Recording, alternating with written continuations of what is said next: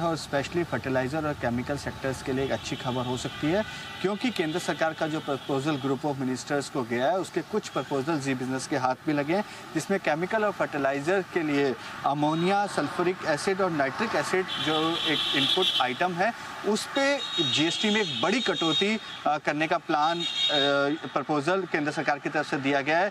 अभी 18% GST in पे लगता है अमोनिया, सल्फ्यूरिक एसिड और नाइट्रिक एसिड पे, जिसको घटाकर 5% की कैटेगरी में लेकर आने का प्रपोजल केंद्र सरकार की तरफ से भेजा गया है। और जिस तरीके से कल ग्रुप ऑफ मिनिस्टर्स ने एक तरीके से सभी प्रपोजल्स को केंद्र सरकार के मान लिया था, तो उम्मीद कर रहे हैं कि जीएसटी काउंसिल की बैठक में इस प्रपोजल पे भी एक मोहर लग जाएगी। यदि ऐसा होता है तो जो फर्टिलाइज़र कंपनीज हैं, केमिकल कंपनीज हैं, उनके लिए एक इनपुट टैक्स जो है वो कम हो जाएगा, उनकी कॉस्ट में कमी आएगी। एक बड़ा बूस्ट यहाँ पे उनकी कीमतों में भी देखने को मिलेगा, क्योंकि फर्टिलाइज़र और केमिकल जो प्रोडक्ट हैं उनकी कीमतों में भी कमी आएगी। इस वजह से एक बड़ा सेल्स बूस्ट हम यहाँ पे देख पाएंगे। तो जो जीएसटी है हाल में 18% है अमोनिया, सल्फ्यूरिक एसिड और नाइट्रिक एसिड पे, जिसको घटाकर 5% करने का सरकार का प्लान है।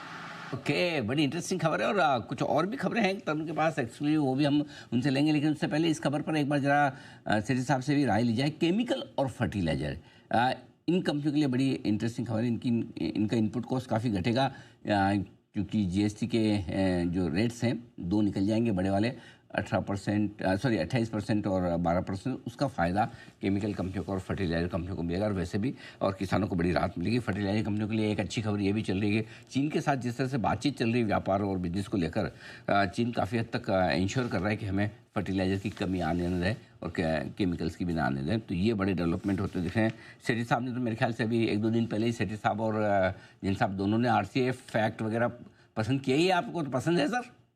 बिल्कुल अनिल जी, बिल्कुल आपको सब याद रहता है। आरसीएफ मैंने 151 पे लेवल्स पे रिकमेंड किया, और शायद कल बंसल जी ने भी रिकमेंड किया था। तो वो उसके और मतलब कल की डेट में बंसल जी ने रिकमेंड किया। मैंने 3-4 दिन पहले इसी चीज़ों को प्रीएम्प्ट करते हुए, प्लस ऐसे भी जो एग्रीकल्चर वाला सेक्टर अच्छा लग रहा था, तो वहां से और भी कई सारे स्टॉक्स रिसेंटली रिकमेंडेड है। जीएसएफसी बहुत अच्छा लगता है, पर्टिकुलरली इस तिमाही के नतीजे के बाद। और बाकी भी जैसे आपके चंबल फर्टिलाइजर लुक्स गुड, आजकल एफएनओ से निकल गया है, बट एफएनओ से निकलने के बाद मुझे ध्यान है एफएनओ की एक्सपायरी वाले दिन ये 490-95 के भाव पे क्लोज हुआ था, और वहां से आज 10-15 दिन में 565-70 के लेवल्स आ गए।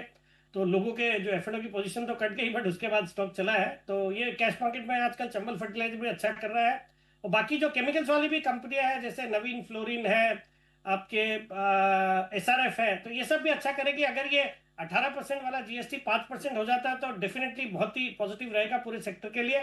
और वैसे भी इस तिमाही के नतीजे इन सब कंपनियों के अच्छे आए हैं, तो मुझे लगता है डबल ट्रिगर है इन स्टॉक्स में, बिल्कुल बने रहना चाहिए। और अगर ऐसा कुछ हो जाता है तो मुझे लगता है ये तो बहुत अच्छी तेजी दिवाली तक इन स्टॉक्स में हो सकती है। फर्टिलाइजर और केमिकल्स पर ये बड़ा डेवलपमेंट हो सकता है, घटेगा यहाँ पर जीएसटी, और अगर ये जीएसटी घटता है तो यहाँ पर बड़ा बेनिफिट होने की तैयारी भी है। एक और बड़ी खबर आने की तैयारी में है, लेकिन उससे पहले वायदा करो